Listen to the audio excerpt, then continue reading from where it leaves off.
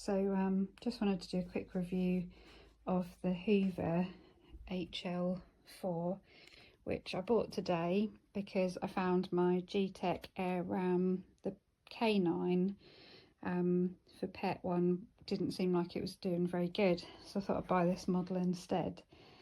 So I've literally just done my bedroom. You can see on the carpet how much it's lifted the carpet up. It's not a massive space.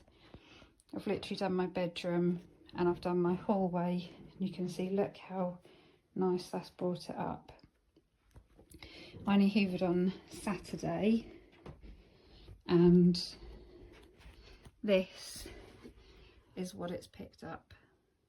Look at all of that, and that is all what the G-Tech K9 hasn't picked up. Now, I do have 4 cats and a dog, but they don't spend all their time upstairs, so wow, £139 I paid for that. For me, that's unbelievable, a massive good value for money. And that's the Hoover HL4. I was really sceptical because of the price, but wow, I'm really impressed.